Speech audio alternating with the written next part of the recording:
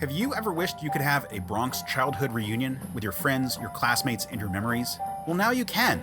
Back in the Bronx magazine is your ticket back to the borough of your youth. And for a limited time, you can get a free 6-month subscription that instantly transports you to the streets and stories that shaped you. Each issue brings you around a dozen true Bronx stories: shopping on Fordham Road, eating on Arthur Avenue, ice cream sundaes at Crumb's, the kitchen sink at Jan's, summer days at Orchard Beach, cheering in the old Yankee Stadium, even trips to Freedomland. It's 32 pages of laughter, nostalgia, and Bronx pride. A reunion in print that arrives every 3 months. You'll even receive a free picture of your Bronx building as it appeared in the 1940s, 50s, or 60s, and a free 1958 Jan's menu to stir those sweet memories. Now, this is a limited time offer, so call 1-800-727-6695 today and claim your free 6-month subscription, plus your Bronx building photo and 1958 Jan's menu. Because Back in the Bronx isn't just a magazine, it's the Bronx you remember, brought back to life one story at a time.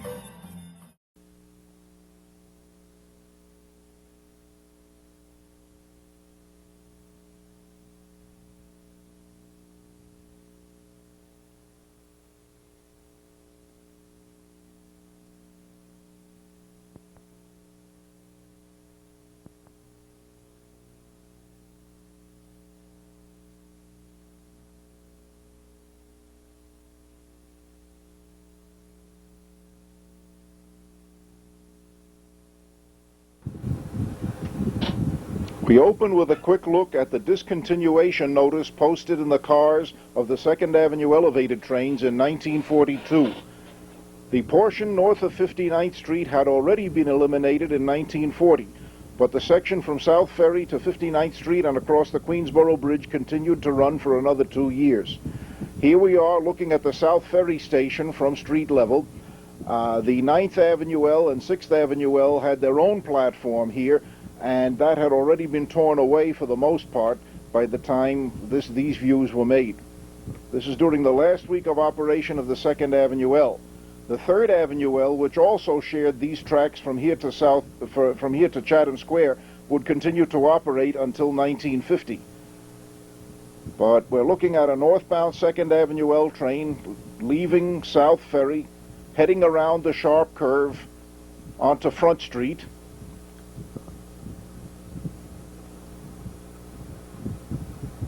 Notice the semaphore in the upper right has just changed.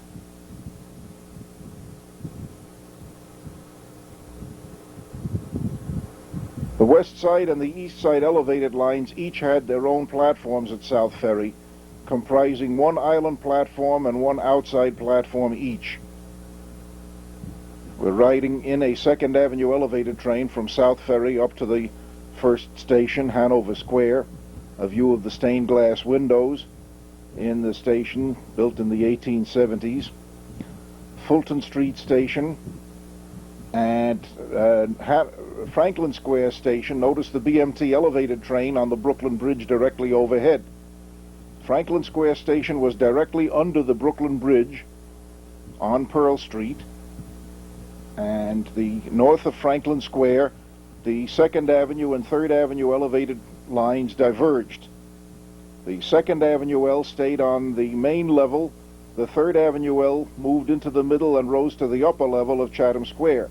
This is Chatham Square from the 2nd Avenue L platform on the South Ferry branch, looking toward the tower at the junction of Pearl and Division Streets. The 2nd Avenue L operated on Division Street for one very long block all the way over to Allen Street. And here we are looking out the front of a northbound 2nd Avenue train coming around the curve from Division Street into Allen Street, looking at Canal Street Station. This truss bridge spanned Delancey Street after Delancey Street was widened out to make it an approach to the Williamsburg Bridge. Notice the old New York City Omnibus Corporation yellow coach in the picture there. We continue farther north on the 2nd Avenue L on Allen Street. This is First Street Station, where Allen Street becomes First Avenue. So this station is at First Avenue and First Street. There's a northbound 2nd Avenue Express as seen from our local train, looking north toward the 14th Street Station, probably from Rivington Street Station. 14th and 86th Street were the two double-deck elevated stations on the 2nd Avenue L. The other express stations were single level. Here we are approaching 14th Street Station on the local level, following another train close behind. On the Manhattan L's, there were no block signals on the local tracks. We are looking north here from 14th Street Station. Now, actually, we're looking south. Here's a northbound 2nd Avenue Express just arrived at 14th Street upper level and now is pulling out heading north. Up in the distance may be seen the 19th Street local station, and way beyond that may be seen the curve at 23rd Street, where the 2nd Avenue L curved from 1st Avenue over to 2nd Avenue. 19th Street was a local station. There's a northbound local leaving. This sign was typical of those on all the Manhattan elevated lines. A street scene along 1st Avenue south of 23rd Street. Notice the round wrought iron or cast iron pillars which were typical of 2nd and 9th Avenue L construction. This northbound local is turning from 1st Avenue northward into 23rd Street westward to get over that block from 1st Avenue to 2nd Avenue. Now we're doing the same thing on a northbound express. We're rounding the curve northbound at 23rd Street and 1st Avenue. The 23rd Street station was in the middle of the block, as seen here, and the 3rd Avenue L's 23rd Street station, which was an express station, may be seen one block farther west. Now we're rounding the curve from 23rd Street into 2nd Avenue and heading north on 2nd Avenue. There's the Daily News building. We're approaching 42nd Street Station, which was a single-level, two-platform express station. There's a northbound express leaving the middle track, leaving on the middle track from 42nd Street, and there's 42nd Street looking west with the 3rd Avenue L station and a trolley on 42nd Street, the Chrysler building. A view of a northbound local train. The conductor has just pulled the bell cord, signaling the next conductor to pull his bell cord and that it's time to move, and he thus signals the motorman as the bell signal is passed through the train. This is 50th Street Station with a northbound express turning in front of us heading for Queens. This is 59th Street, and as you can see, the portion north of here has already been demolished. But we've turned from 59th Street onto the Queensboro Bridge and are heading over the bridge to Queensboro Plaza. From here, our train might continue either to Astoria or to Corona. We're on the lower level at Queensboro Plaza now, looking at Manhattan-bound trains. There's a Manhattan-bound 2nd Avenue L train from either Astoria or Corona, heading back over the bridge, which we shall proceed to do. Now we're riding a train from the lower level of the IRT half of the Queensboro Plaza station back across the Queensboro Bridge in 1942, remember. After the L tracks were removed, another automobile roadway was built where the L tracks had been, but that was done after the Second World War. The two-lane automobile roadway on the left had been built in the 1920s or 30s. We're back in Manhattan now, rounding the curve off the Queensboro Bridge into the 57th Street Station. This was not an express station. The express track passed right through it on the main level. The upper level was only for inbound trains from Queens. We come down now to 50th Street Junction, and we're heading downtown rather quickly. Here's the curve at 23rd Street and 2nd Avenue again, turning into 23rd Street, passing the 23rd Street station in the block, and then turning onto 1st Avenue again to head southbound. 14th Street Station again, this time on the local track.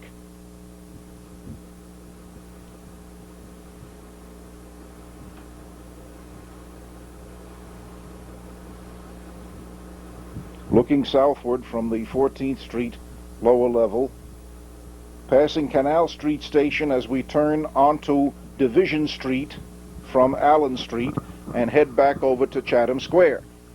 Now at Chatham Square, the trains could take either the branch to City Hall or the branch to South Ferry, passing under the 3rd Avenue L's branch from South Ferry, as you see being done here. This 2nd Avenue train is turning into the South Ferry branch on the lower level of the double-deck station on the South Ferry branch. This train is heading straight across the junction, passing under the 3rd Avenue L and heading toward the City Hall branch. Here's another look at the junction at Division Street and Pearl Street. This train again is turning into the South Ferry branch, but the City Hall branch may be seen off on the right. There's the lower level of the Chatham Square station, which was for 2nd Avenue trains. The upper level was for 3rd Avenue trains.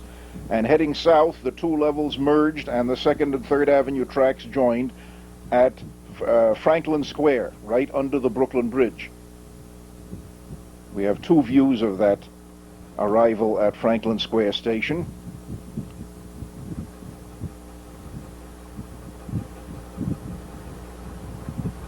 Now we head south from Franklin Square.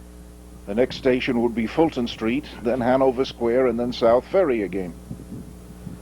Ahead was a flagman warning us of some work being done on the portion of the line here, probably in preparation for discontinuation of 2nd Avenue service, although 3rd Avenue L service would continue on this South Ferry branch until 1950.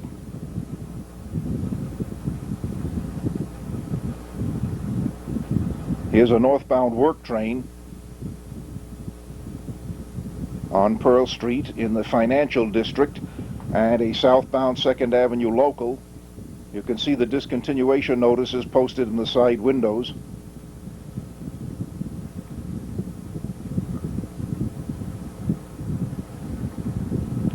The Coenty Slip curve between Hanover Square and South Ferry brought the 2nd Avenue and 3rd Avenue L tracks around a spectacular S-curve leading from Pearl Street to Front Street.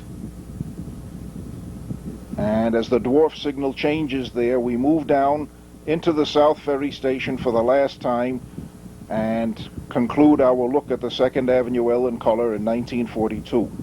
Now we're up in the Bronx at East 180th Street. The old New York, Westchester, and Boston Railway Terminal at Morris Park Avenue and East 180th Street has become the Dyer Avenue Shuttle's south end. The shuttle trains consisted of former elevated cars with open platforms and gates, and they left from the former New York, Westchester, and Boston's northbound platform at East 180th Street, the connection to the main IRT line not having been made yet. This is late 1940s, early 1950s, before the station platforms were extended. The NYW and B platforms could handle 5-car trains with the end cars overlapping. The IRT shuttle consisted mostly of 2-car trains. Occasionally, in snowy weather, 4-car trains would be run, but they still did not need the whole length of the station. And you'll notice on these station platforms, such as that one at Gun Hill Road, the ends of the station platforms are fenced off in the areas away from the stairways because, as you see here, that fence on the right divided the unused area from the area that was used by the shuttle trains. This is Dyer Avenue Terminal, where the northbound platform was used just as the terminal station for both directions, but the southbound platform had not yet been demolished. We had a quick view of it there as it stood forlorn and abandoned and trackless. Here's a northbound Dyer Avenue train arriving at Dyer Avenue, and now we are looking out the rear of what is probably that same train as it heads south out of Dyer Avenue, crosses the bridge and takes the switch to get over to the southbound side. There's the old Dyer Avenue terminal as it appeared before the reconstruction into the present form. There's a southbound train as seen from the Eastchester Road Bridge, and a northbound shuttle train as seen from the same bridge.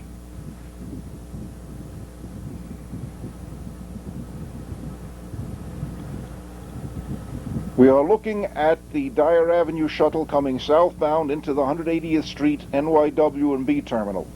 We're standing on the Bronx River Parkway Bridge, which was under construction at that time. And here is the train arriving not at the IRT main station, which is in the background, but at the old NYW&B platform. One track was used for the shuttle in both directions. Except at this station, fares were collected on the train using a Johnson fare box bolted to the car at the conductor's position between the two cars. The overhead ramp may be seen there, ready to be placed in service, connecting the Dyer Avenue line with the IRT, but it is not yet in use. We're looking from the top of an apartment building on Bronxdale Avenue at a northbound shuttle train crossing the Bronxdale Avenue Bridge, passing by the old Bronxdale swimming pool and heading north up into the Morris Park station.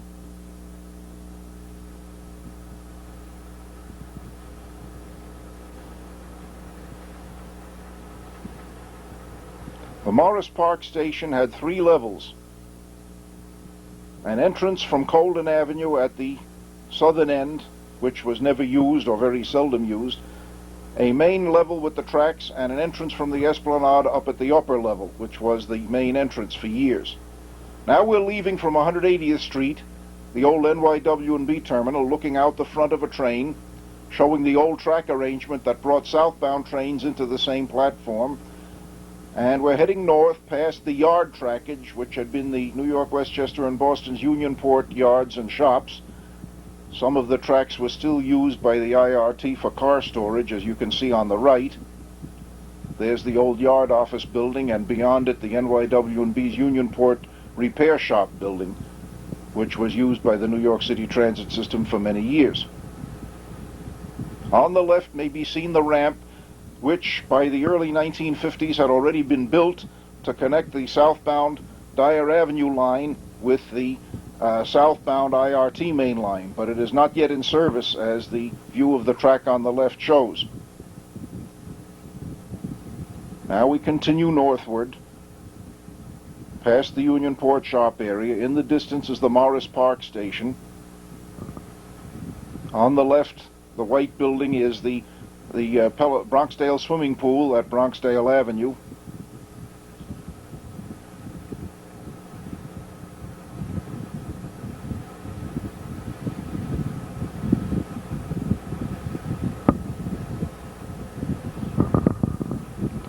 As we arrive at the Morris Park station, you will notice that the portion of the platform south of the tunnel portal is the part that's used for service.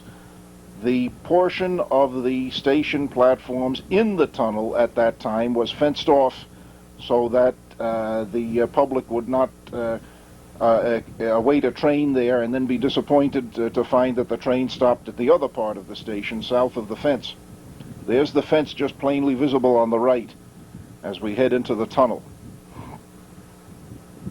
Emerging from the tunnel at the north end at Mace Avenue, this portion of the Dyer Avenue line still appears quite similar today, although there is a double crossover at this point now. And looking northward from the top of the portal at Mace Avenue, there's a southbound train on the left, and in the upper center, way up in the distance, is the Gun Hill Road station. On the right is a northbound shuttle train of the 2-car elevated cars that were made surplus from the abandonment of the 9th Avenue Elevated and some of the 2nd Avenue Elevated in 1940. These cars were all motor cars. There were no trailers. They were refurbished and equipped with subway-type third rail shoes, and the Dyer Avenue line was equipped with subway-type third rail.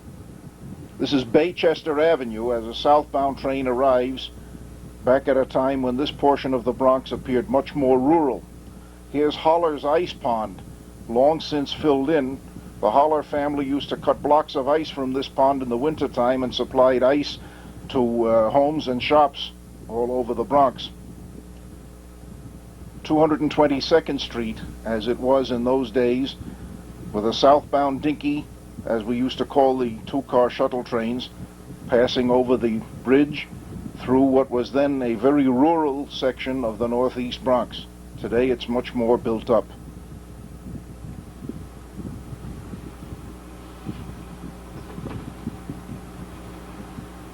Baychester Avenue again, looking northwestward with a southbound train leaving the station in the days before the platforms were extended.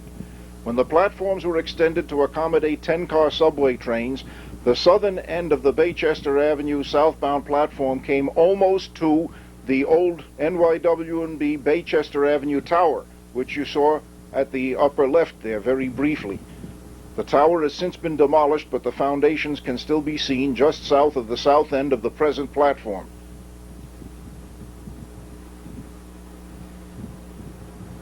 North of Dyer Avenue was the Kingsbridge Road station in Mount Vernon. These two stations were very close together, but they were in different fare zones, being across the city line from each other. Back at East 180th Street, sometime around 1954 or 55, the wooden L cars were replaced by surplus steel subway cars of the high-voltage control type, which were made surplus from the Broadway line and Pelham Bay line by delivery of the post-war IRT cars. These steel subway cars rattled a lot more than the L cars did, and they served the Dyer Avenue line until 1957, when track connections were finally made with the main IRT at East 180th Street. Here's a two-car shuttle train of the steel subway cars arriving at the old NYW&B's northbound platform at East 180th Street. These cars had manual door controls, as you see there. The conductor manipulates the lever to close the doors, pulls the bell cord to tell the motorman it's all right to start, and away we go northbound, leaving from East 180th Street, the old NYW&B station. As before, we pass the Unionport yards and shops. This time we look out over some of the houses in the area. There on the left is the ramp being prepared to connect the Dyer Avenue line southbound with the IRT main line, but not yet in service.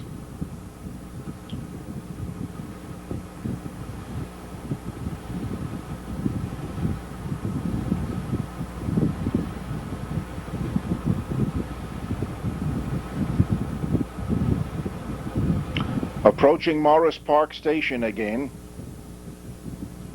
the south part of the two platforms out in the open air and the daylight were the portions that were used for shuttle train service. There you can see again the fence at the right there, fencing off the portion of the platform in the tunnel. These fences were removed, of course, when the platforms were extended to accommodate 10-car subway trains. A two-car shuttle train in the Pelham Parkway station, completely within the tunnel under Pelham Parkway and the Esplanade. And heading north now from Pelham Parkway station, we emerge into daylight again at the north tunnel portal at Mace Avenue.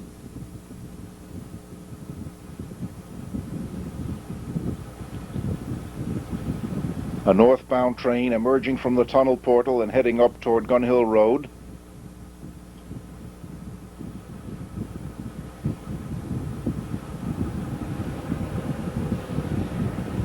And arriving at Gun Hill Road, notice the fence across the portion of the platform which was not used for service.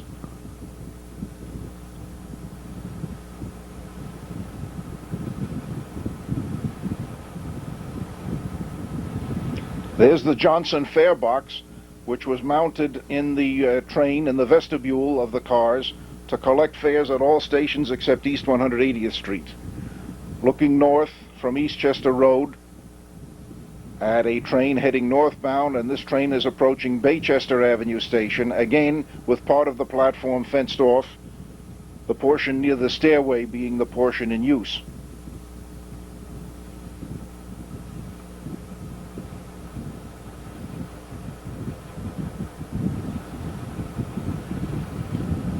We pull north from Baychester Avenue and pass through an area with tourist cabins, an early form of motel, in what was then the rural Bronx, very near the Boston Post Road, which was the main highway between New York City and the New England area in those days. There's the Boston Post Road as we cross over it. No New England Thruway at that time. There's the two-car shuttle train heading north into Dyer Avenue Terminal. And as seen from such a train, we're heading north into the Dyer Avenue Terminal. The old abandoned southbound platform is still standing on the left, but it's the northbound platform on the right, which is the one that's used for service, both arriving and departing trains.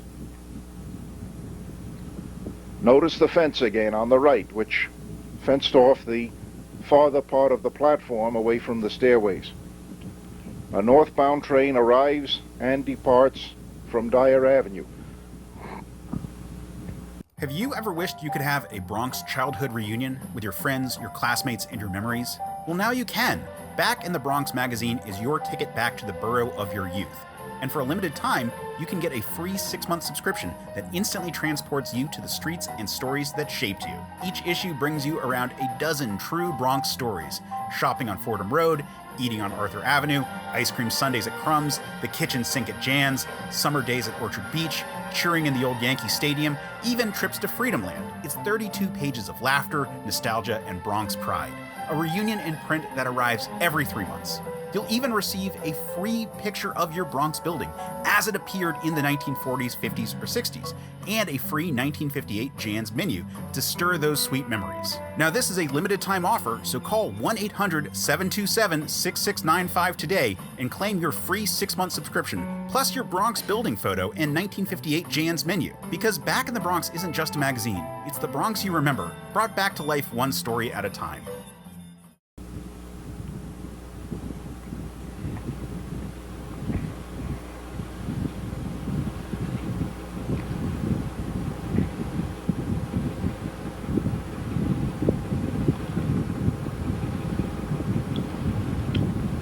And so, with this view of the southbound train heading away from Dyer Avenue, we conclude our look at the Dyer Avenue shuttle.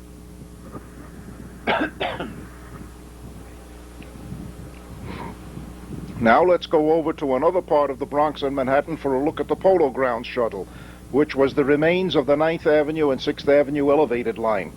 This is looking from the 155th Street Bridge down at the remains of the 155th Street elevated station, which was completely truncated here.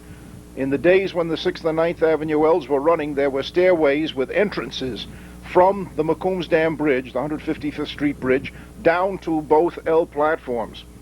But by this time, the old southbound platform had been completely removed, and the northbound platform had been shortened, eliminating the stairways from the McCombs Dam Bridge. We're riding a train over the Putnam Bridge from 155th Street to Sedgwick Avenue. Sedgwick Avenue station is what we see here, and the overhead footbridge was the connection to the New York Central Railroad's Putnam Division Terminal, which is the platform that you saw right there, which was built in 1916. Prior to that time, Putnam Division steam-drawn trains came over the Putnam Bridge into the 155th Street L terminal. But in 1916, the connection to the Jerome Avenue line was built so that 6th and 9th Avenue elevated trains could use the Putnam Bridge, and the Putnam Division had its own terminal then on the Bronx side of the river. Here's the Anderson and Jerome Avenue station. This station had 3 entrances, one at Anderson Avenue above grade and 2 entrances from Jerome Avenue below grade, only one of which was normally used. We've come across next to 162nd Street and are merging with the Jerome Avenue IRT line, an extension of the Lexington Avenue subway, and we come up to grade, join with the IRT tracks which come in from the right, and pull up into the 167th Street station. 6th and 9th Avenue expresses used to run all the way up to Burnside Avenue, and in rush hours a few of them went as far as Fordham Road. But the shuttle, which originally went to Burnside Avenue, beginning in 1940, was soon cut back to 167th Street and used the switches just north of 167th Street to turn back. As you see here, this two-car shuttle train is using the switches into the middle track, and after a southbound Lexington Avenue Express passes, the shuttle train will use the switches in the foreground to come into the southbound track for its journey back to 155th Street. Two Lexington Avenue, Jerome Avenue Expresses pass, and here we are on the northbound platform at 167th Street, watching a two-car shuttle train from 155th Street come up the ramp and head north into the station. Now we are heading back southbound on the northbound shuttle track. During the last year of operation, about 1959, the Giants had already moved out of the Polo Grounds, and the Putnam Division passenger service had ended. And service on this shuttle was down to one train on one track. They chose to use the former northbound track for both directions, and the former southbound track was abandoned. So here we are heading westward, or southward, actually, on the former northbound track. The Anderson Avenue station, now the Sedgwick Avenue station. Notice the rusty rails on the abandoned former southbound track on the right. We head back across the two-track Putnam Bridge to the 155th Street station. The signs still remain to Polo Grounds. There are the destination signs in the cars of the shuttle, 155th Street on the lower and 167th Street Jerome Avenue on the upper signs. This train has just left 155th Street on that same track and is heading back toward the Bronx now, rounding the curve and heading over the Putnam Bridge.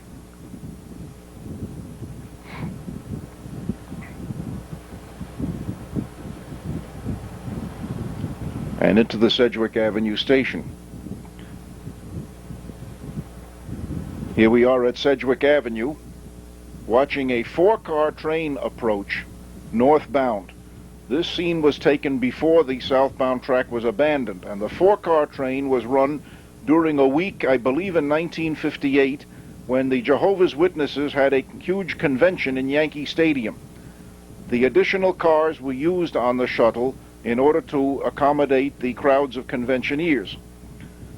This is Jerome Avenue with the shuttle station crossing over Jerome Avenue. The main entrance from Jerome Avenue was on the left and had turnstiles. The entrance on the right was an auxiliary entrance which had been built there but which had never been equipped for turnstiles and was only used during conventions such as this, and especially crowded ball games, when tickets would be sold and the passengers would pay their fares by buying tickets and depositing them in chopper boxes. The last place on the IRT or any part of the New York City transit system where tickets were regularly used for fare entrance.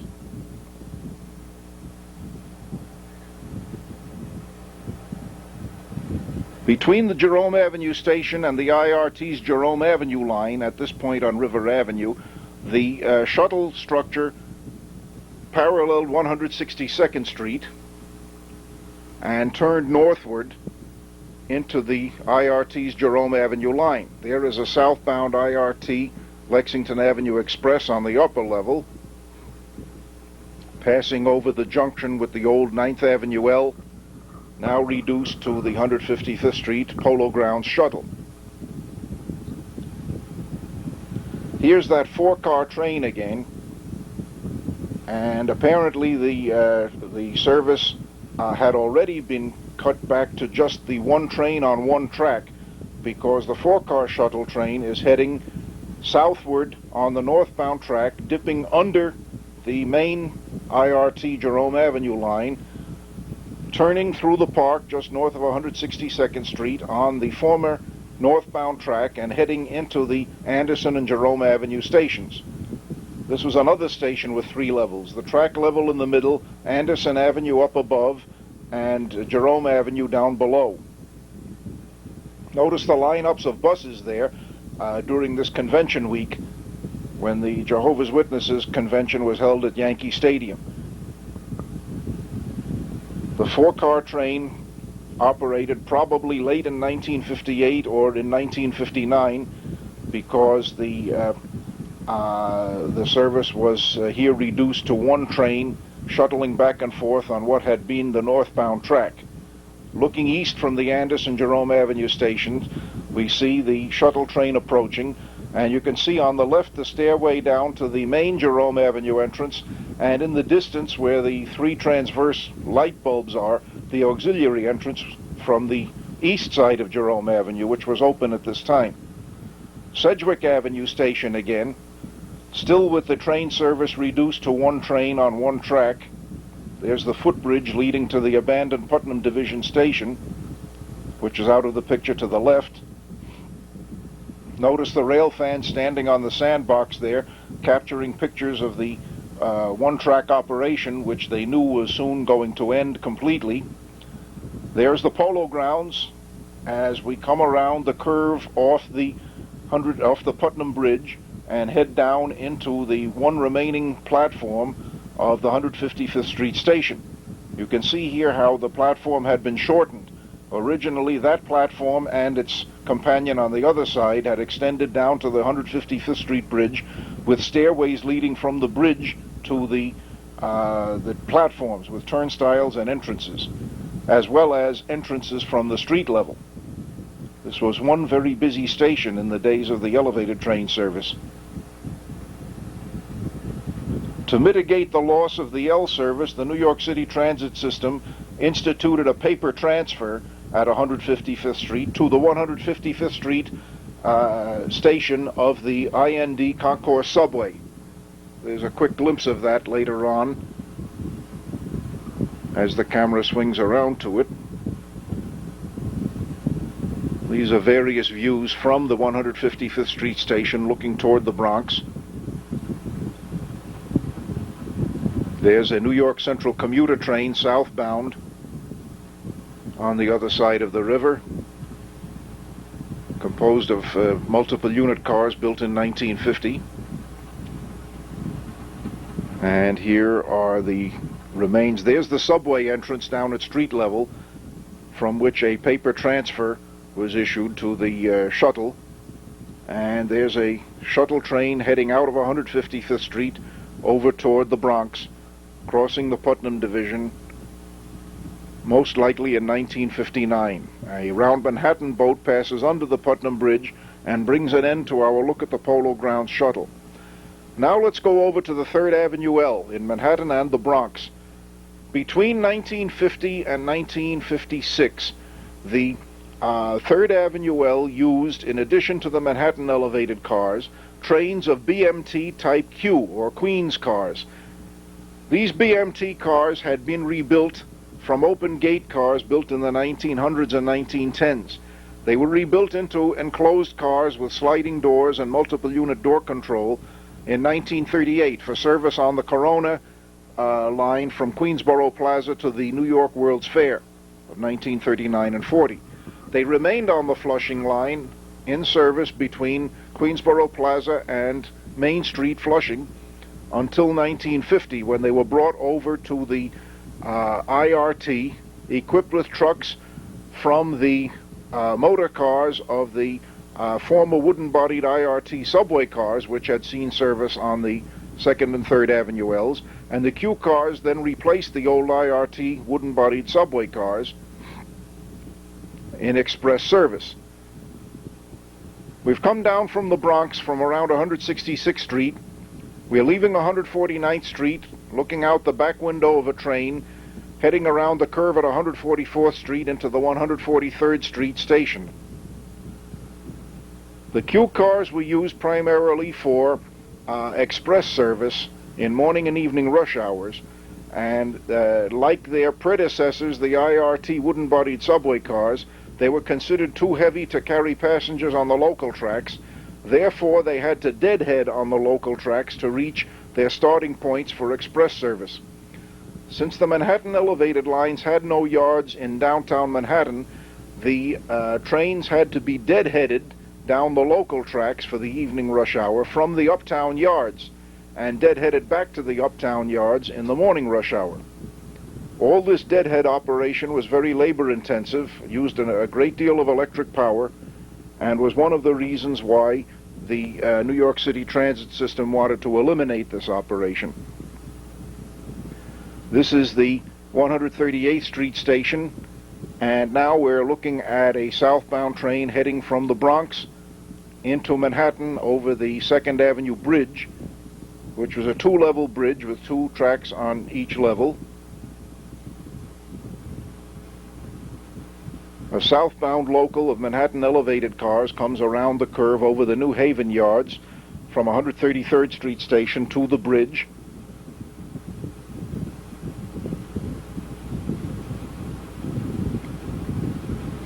And crosses over the bridge into Manhattan, where it will continue down the 3rd Avenue line.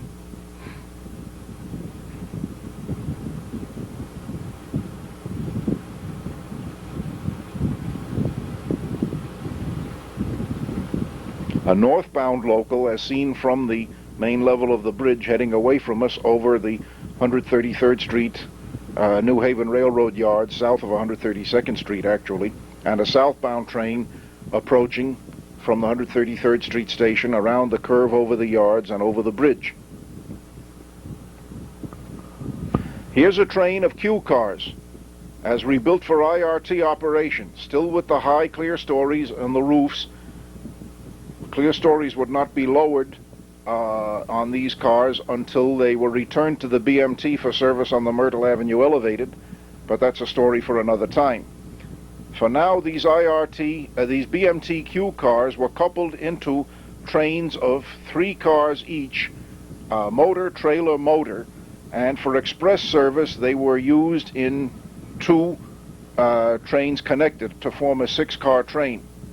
No more 7-car trains operated after the Qs were brought over to the 3rd Avenue L. This is looking south from Canal Street at a southbound 3rd Avenue Express, probably deadheading from the local track into the City Hall station, which was still operated at least up until 1953. Now, having picked up its passengers in the evening rush hour, a train of Q cars from City Hall comes through Chatham Square and up the middle track into the Canal Street station. Not all 3rd Avenue Expresses, even in the Q car era, were composed of Q cars. There were still some expresses of Manhattan elevated cars, although they tended to be local expresses, whereas the Q cars tended to cover all of the 3rd Avenue through express runs. This train of Q cars has come from the upper level of Chatham Square station and has pulled north into the Canal Street Express track.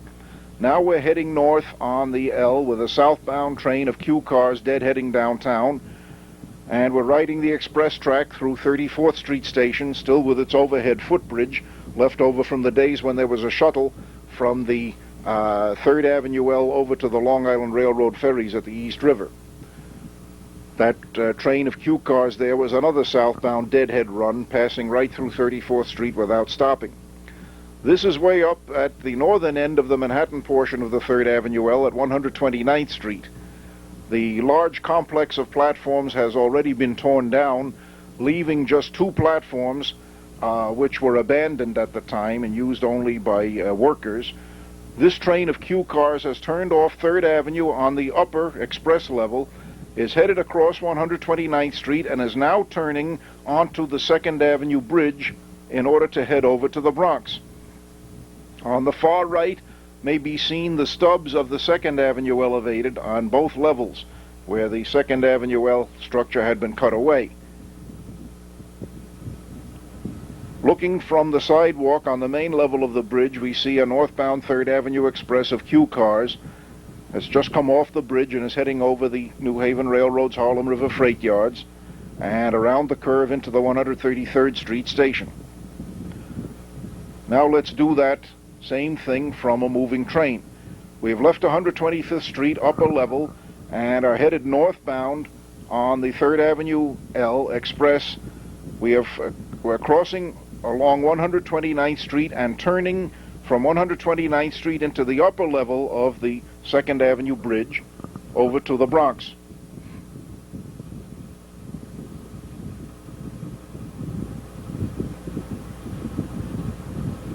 We pass over the New Haven Railroad's Harlem River Freight Yards, and the low building at the right in the with the peaked roof is the former New York, Westchester, and Boston Railway Terminal, now shorn of its passageway.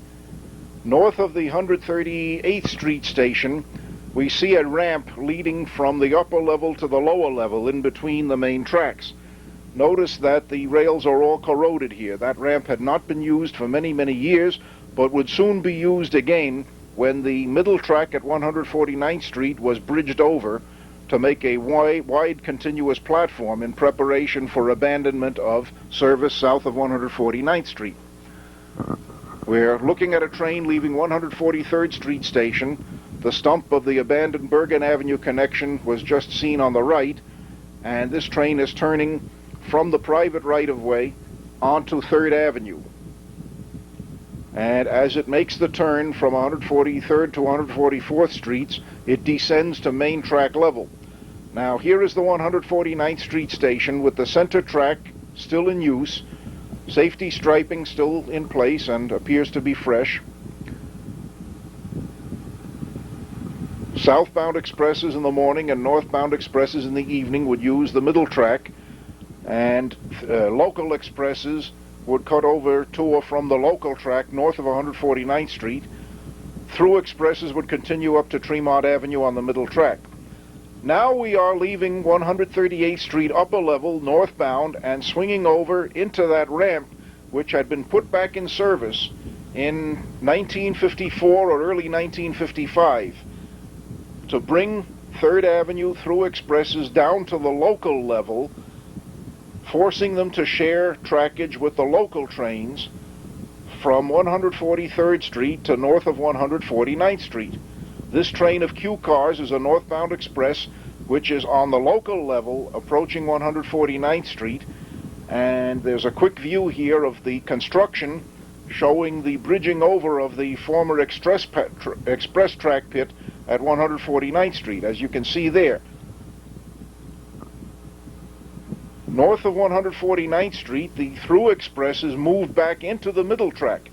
Through express service was continued right to the last day of operation, Thursday, May 12, 1955. Here's a northbound through express of Q cars coming around the curve at 161st Street, passing right through the station. Its next stop will be Tremont Avenue. North of Tremont Avenue, it will move over to the local track and make all stops to Gun Hill Road.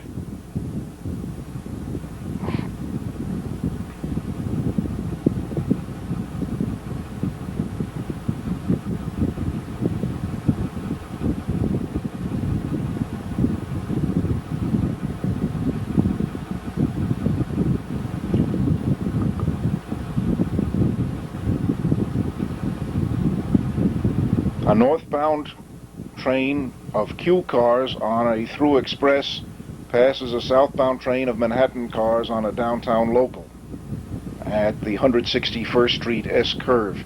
The building on the left is the old Bronx County Courthouse, at this time used as the Bronx Criminal Courts building. Tremont Avenue, and we see a southbound train of Manhattan L cars, either a local or local express, leaving, and we will see a northbound train of Q cars on a through express.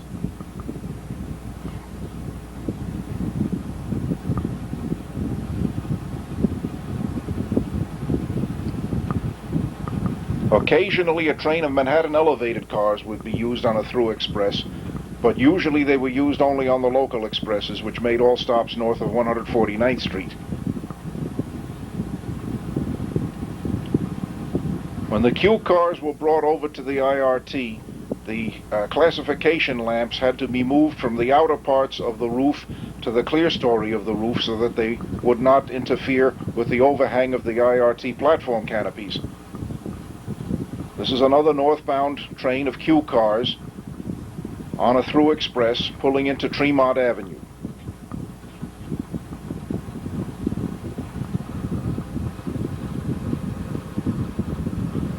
And leaving Tremont Avenue northbound, it will continue up to just south of 180th Street and then move over into the local track.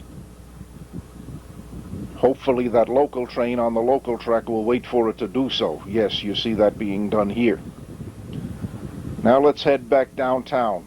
We're on the L between 138th Street and 143rd, and we're going to take another ride northbound on that ramp that leads from the upper level to the lower.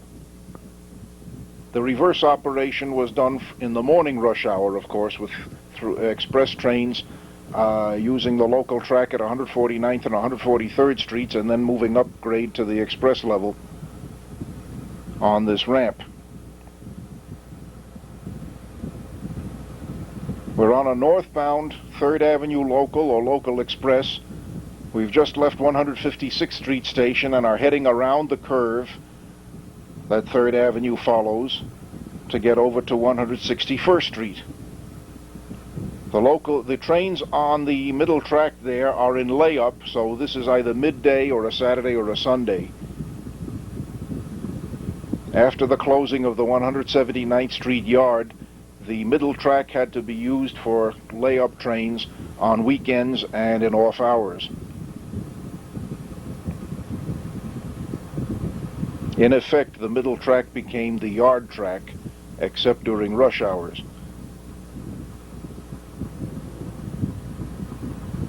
Leaving 161st Street, there is Boston Road forking off from 3rd Avenue on the right.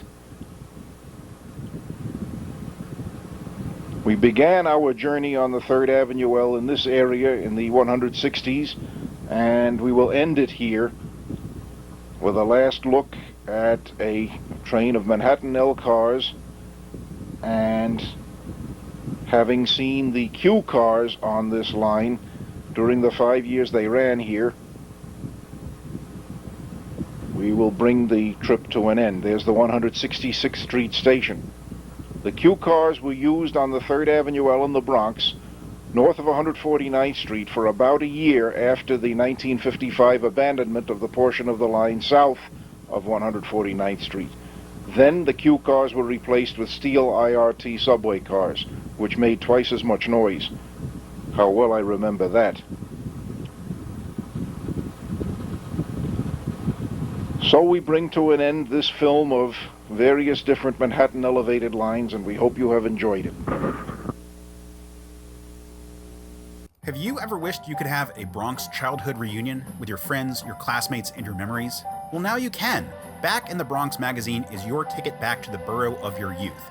And for a limited time, you can get a free 6-month subscription that instantly transports you to the streets and stories that shaped you. Each issue brings you around a dozen true Bronx stories: shopping on Fordham Road, eating on Arthur Avenue, ice cream sundaes at Crumb's, the kitchen sink at Jan's, summer days at Orchard Beach, cheering in the old Yankee Stadium, even trips to Freedomland. It's 32 pages of laughter, nostalgia, and Bronx pride. A reunion in print that arrives every 3 months. You'll even receive a free picture of your Bronx building as it appeared in the 1940s, 50s, or 60s, and a free 1958 Jan's menu to stir those sweet memories. Now, this is a limited time offer, so call 1-800-727-6695 today and claim your free 6-month subscription, plus your Bronx building photo and 1958 Jan's menu. Because Back in the Bronx isn't just a magazine, it's the Bronx you remember, brought back to life one story at a time.